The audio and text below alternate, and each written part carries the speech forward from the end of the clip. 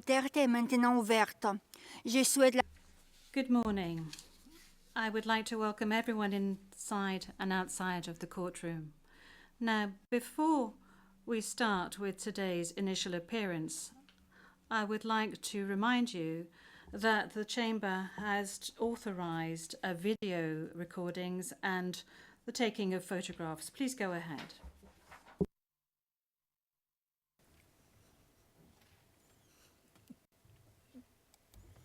Je vous remercie. Vous avez une... Thank you. You have 1 minute to take photographs and record videos.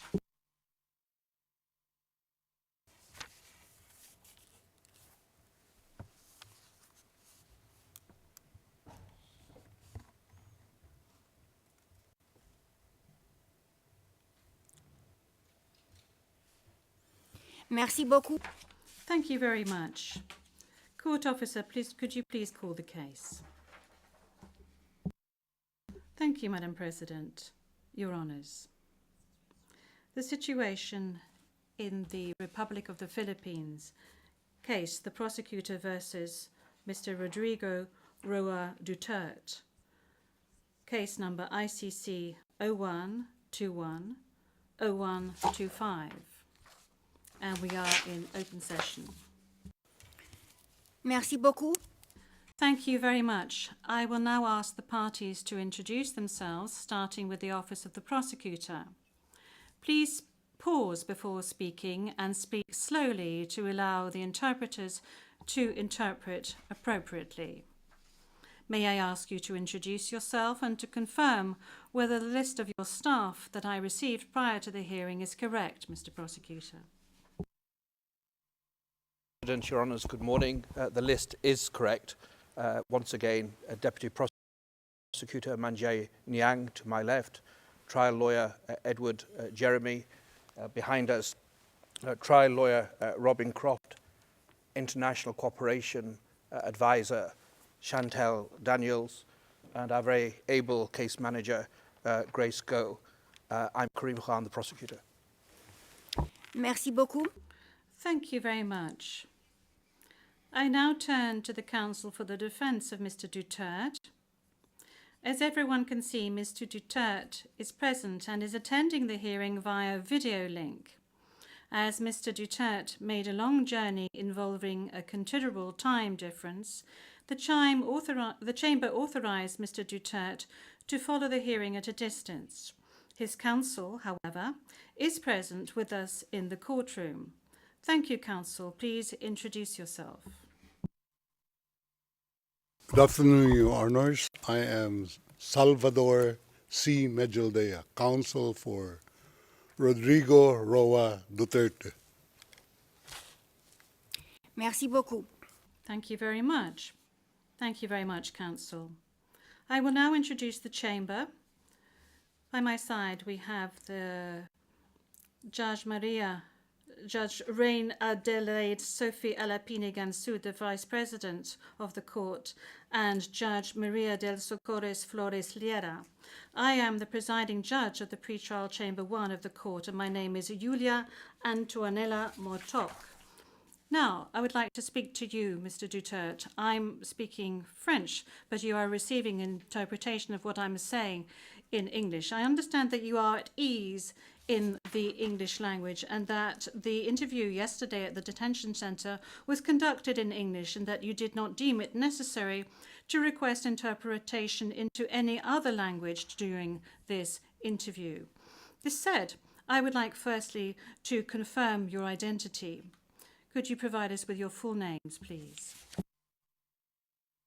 I'm Rodrigo Roa Duterte. That's my first middle name is Roa. The surname is Duterte.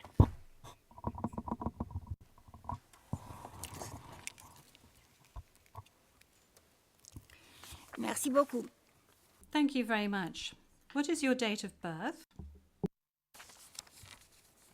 Again, ma'am.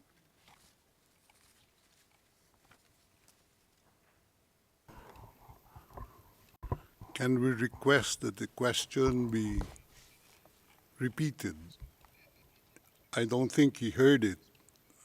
Thank you. Repetition from the English booth. What is your date of birth? Yes, thank you very much, Counsel. I was asking quite simply of Mr. Duterte what his full names were, and then I subsequently asked him what his date of birth was and what his place of birth is. Is that all right, Counsel? Yep. Of course, I give. My birth month and year day is March 28, 1945. I was born in the province of Leyte in the Philippines.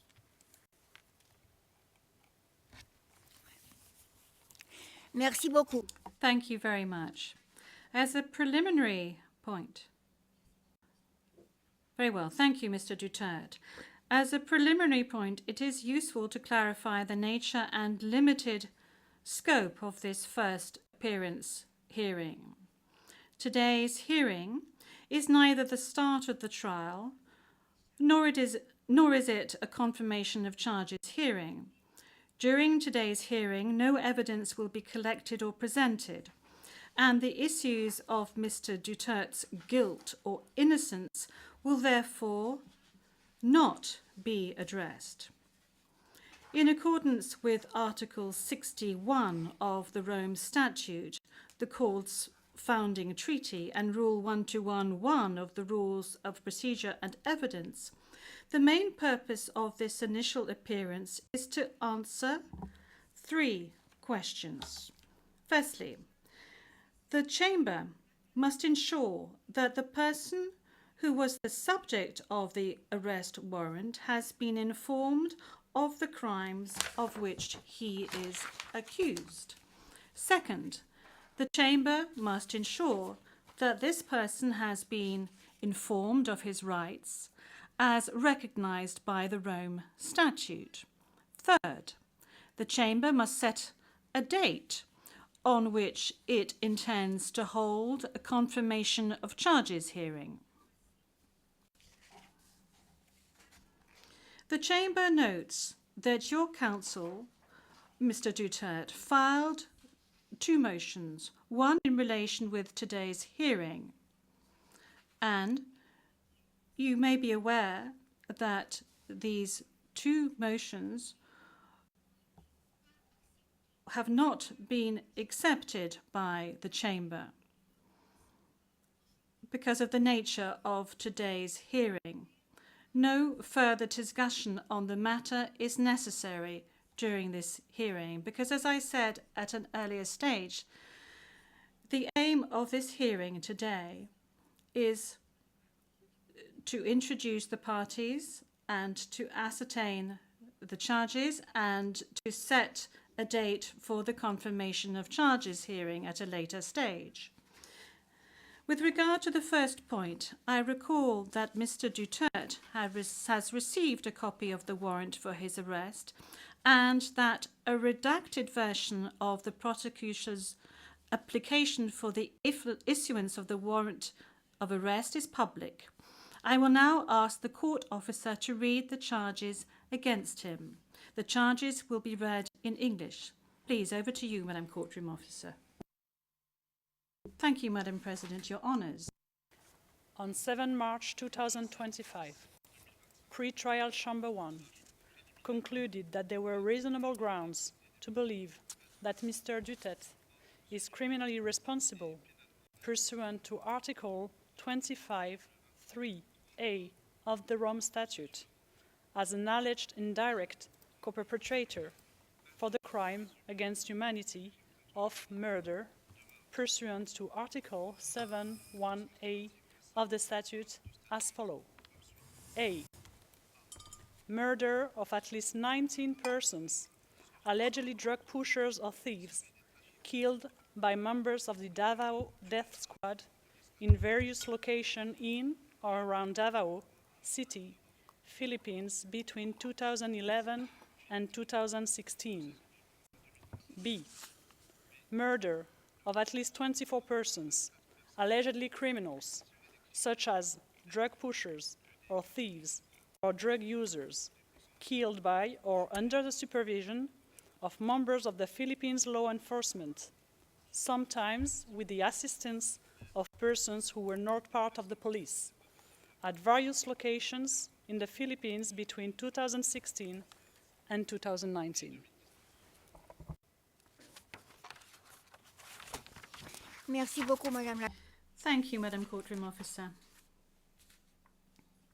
Mr. Duterte, I'm not going to ask you to stand up because I know your condition, so I'm going to allow you to remain seated.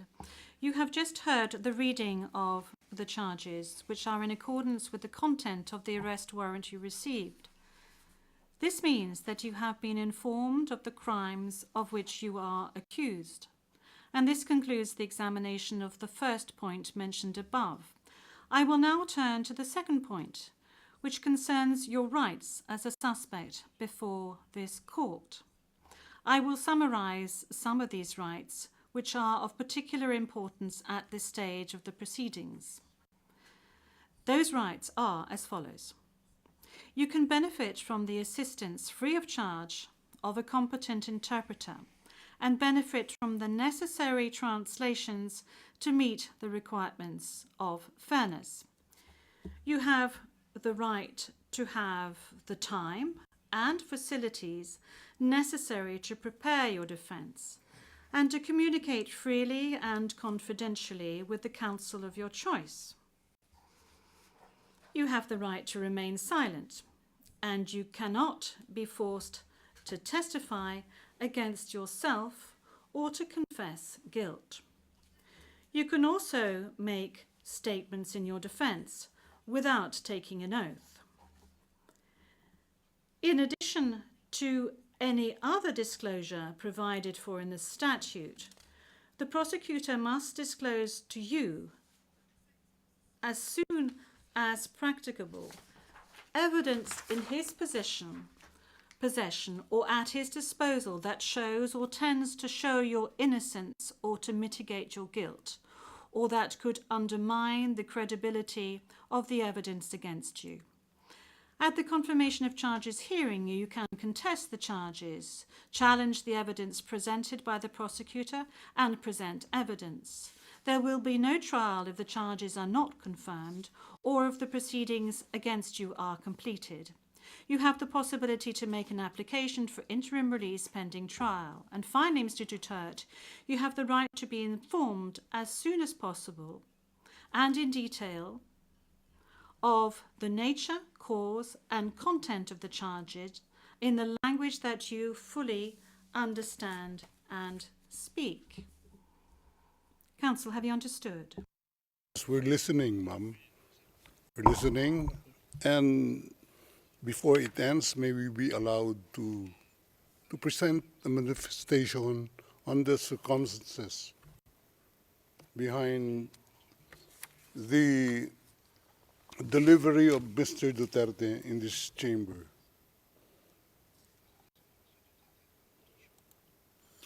Oui, maître, je dois d'abord demander... Yes, counsel. This is as part of the procedure. And as we've said since the very outset, I need to ask Mr. Duterte himself to make observations as to the condition of his surrender to the court and the conditions of his detention at the detention facility of the court since his arrival. If he can please tell us these details. Thank you. Can I... Oui, maître. Oui. The presiding judge. Yes, counsel. Please. 2 days ago, the whole world has witnessed the degrading fashion in which a former president of a sovereign country was bundled into a private aircraft and summarily transported to The Hague. To us lawyers, this would be called an extrajudicial rendition.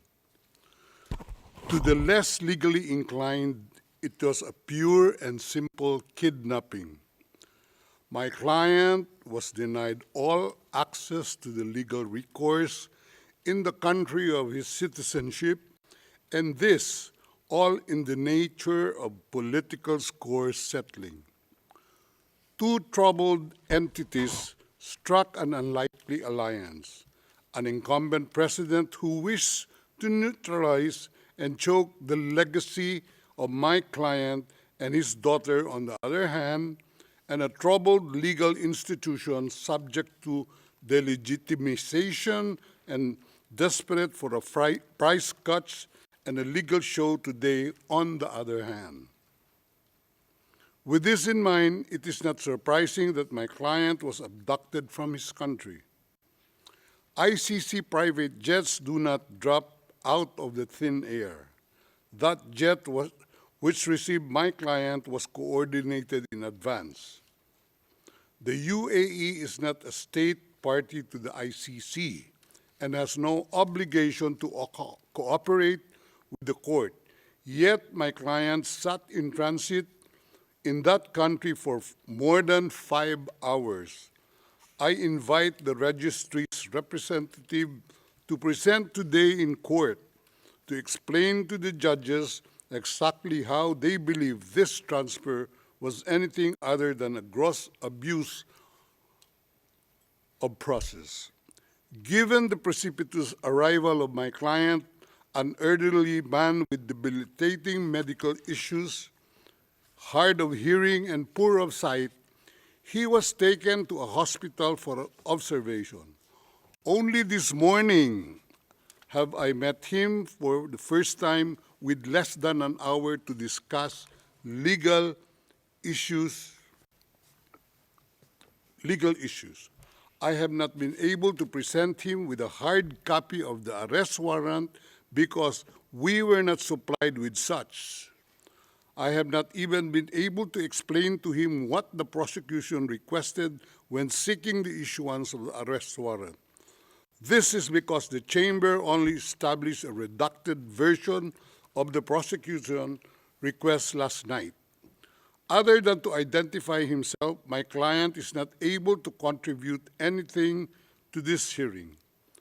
Most importantly, he is not able even to tell you that he has been informed of the charges as contained in the arrest warrant for a reason more pertinent to which I alluded in my written request to this honorable pretrial chamber this morning, and which is confidential in nature.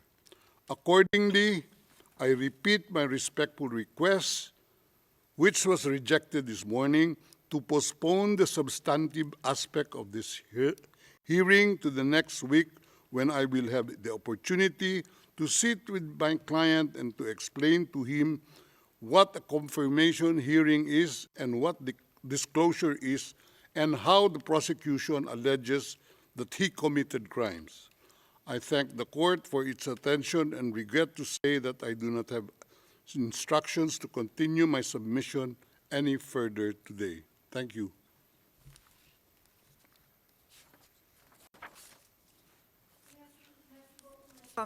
D'abord, concernant Thank you, Counsel. Now, with regard to the health issues of Mr. Duterte, I believe that the court has taken specific measures with regard to his health situation, and I note that subsequent to his arrest and when he arrived at the detention center, the court's doctor was of the opinion that you were fully mentally aware and fit, and that you have undergone further checks and tests at the detention facility.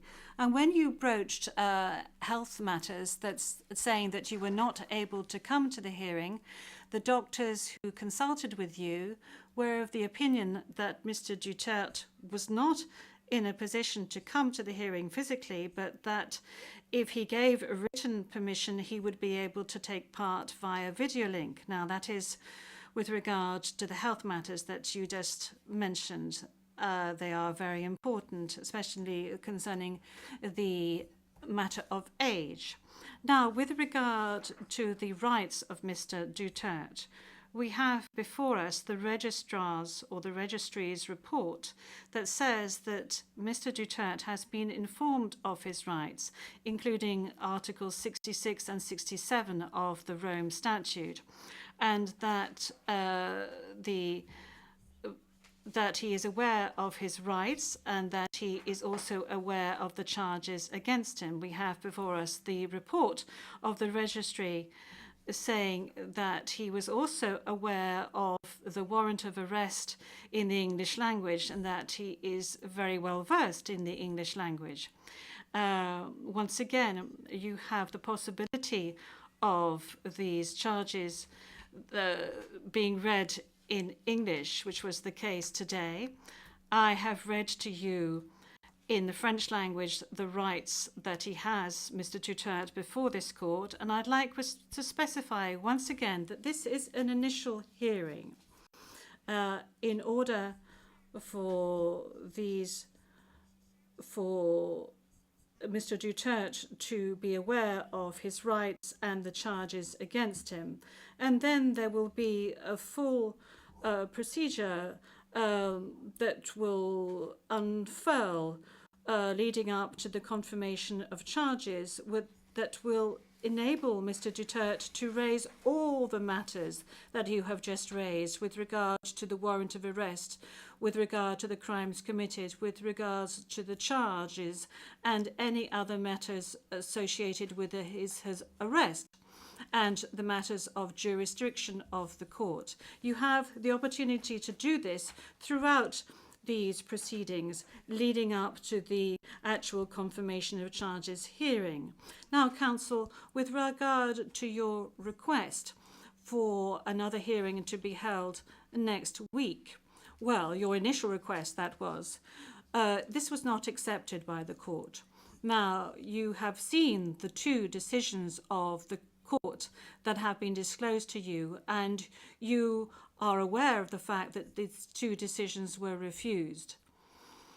And this is by dint of the fact that this first initial appearance hearing does not need much preparation, as I have said to you on a number of occasions. I am now going to move on to the third stage, which is to set the date for the confirmation of charges hearing. After assessing all factors, including the need for the parties and participants to adequately prepare, as well as Mr. Duterte's rights, including his right to be tried within a reasonable time, the date for the commencement of the confirmation of charges hearing is September the 23rd, 2025. I would add that in accordance with Rule 1217 of the Rules of Procedure and Evidence, this date may be postponed by the Chamber depending on the progress of the proceedings, either on its own motion or at the request of the prosecutor or the defence. Before concluding this hearing, I would like to inform the parties of the next procedural steps. First, I would like to recall that in accordance with Rule 1212B of the Rules of Procedure and Evidence, the Chamber holds status conferences to ensure a small exchange of information under satisfactory conditions. These conferences are organised either ex officio or at the request of the prosecutor or the defence.